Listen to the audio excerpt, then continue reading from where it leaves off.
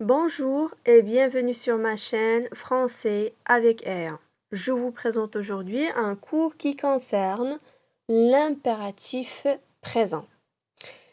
Alors, on conjugue un verbe à l'impératif lorsqu'on souhaite donner un ordre, un conseil ou exprimer une interdiction. Remarque, l'impératif, ce n'est pas un temps, mais c'est un mode. Je vous donne des exemples. Voici une série de phrases au mode impératif.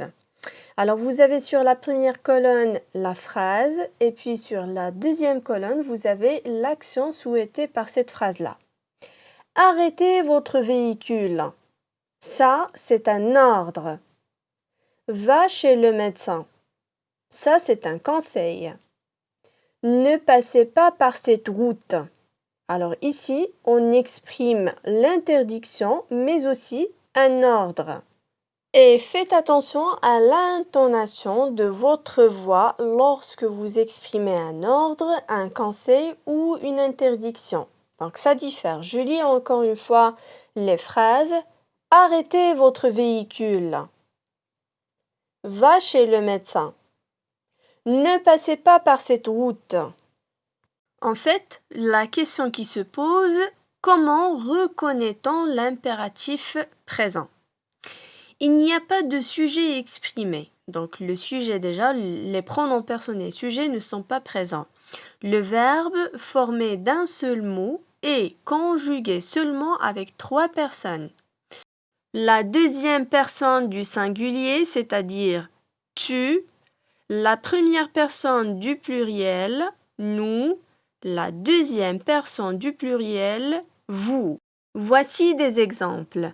Remarquez que pour ces phrases-là, le sujet n'est pas exprimé. Finis ta soupe. Dans ce cas-là, le pronom personnel sujet, c'est tu, la deuxième personne du singulier. Arrêtons de discuter. Remarquez bien la terminaison arrêtons, donc c'est celle de la première personne du pluriel. Rentrez chez vous. Dans ce cas-là, vous avez rentré avec EZ à la fin, ce qui signifie qu'il s'agit de la deuxième personne du pluriel vous. Bien, on continue. Comment conjuguer un verbe à l'impératif présent? D'une manière générale, à l'impératif présent, les verbes se forment comme au présent, avec 3 personnes seulement et sans sujet. Mais attention aux exceptions. Regardez avec moi les exemples suivants. Prends ton stylo. Finis tes devoirs. Mangez votre soupe. Pour ces 3 phrases, le verbe est comme au présent, mais sans sujet. Donc, il y a la même terminaison pour le verbe prendre, des, fini, s, manger, ez. Maintenant, on va découvrir les terminaisons des verbes du premier groupe. Alors, les verbes du premier groupe finissent en e pour la deuxième personne du singulier, tu, ons pour la première personne du pluriel, ez pour la deuxième personne du pluriel. Ils ne prennent donc pas de S pour la deuxième personne du singulier. Donc, pour le pronom personnel sujet tu, lorsqu'on conjugue le verbe à l'impératif présent, on ne met pas de S pour la deuxième personne du singulier tu. Alors, si on prend le verbe chanter, qui est bien un verbe du premier groupe, conjugué en mode impératif. Dans ce cas-là, on dit chante. Ici, on s'adresse à la deuxième personne du singulier tu. Et comme vous voyez, la terminaison ici, il n'y a pas de S à la fin. Chantons, on s'adresse ici à la première personne du pluriel nous. Et donc, vous avez la même terminaison comme au présent, sauf que le sujet est absent. Chanter, la même chose, on s'adresse à la deuxième personne du pluriel cette fois-ci, vous, et vous avez la même terminaison, ez, comme au présent de l'indicatif, mais sans sujet. Chante, chantons, chanter. Mais faites attention, lorsqu'on dit parle-en, ici, le verbe est conjugué à la deuxième personne du singulier, c'est bien clair. On met un tiret et un S pour faire la liaison, car le verbe est suivi du mot en. Donc, automatiquement, on met un S dans ce cas-là. On constate alors que le verbe parler conjugué au mode impératif présent garde la même terminaison pour la deuxième personne du singulier, c'est-à-dire ES. Pourquoi? Parce qu'il est suivi de la préposition en. Et c'est le cas aussi pour cette phrase. Regardez bien. Range-y tes affaires. Ici, le verbe est conjugué à la deuxième personne du singulier. On met un tiret et un S pour faire la liaison, car le verbe est suivi du mot Y. Passons maintenant aux terminaisons des verbes du deuxième et troisième groupe.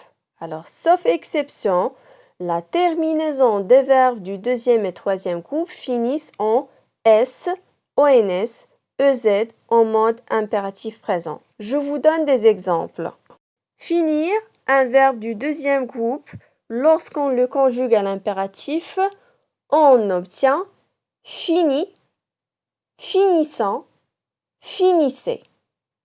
Et puis, vous avez encore le verbe prendre, qui est bien un verbe du troisième groupe. Lorsqu'on le conjugue à l'impératif présent, on dit prends, prenons, prenez. Je vous présente également sur cette vidéo quelques cas particuliers à connaître. Il n'y a pas de conjugaison du verbe pouvoir à l'impératif.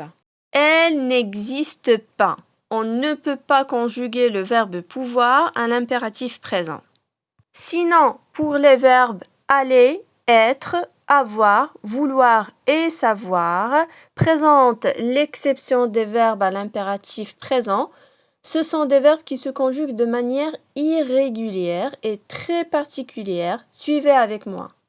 Voici un tableau récapitulatif qui présente les verbes qui se conjuguent de manière irrégulière et très particulière à l'impératif présent.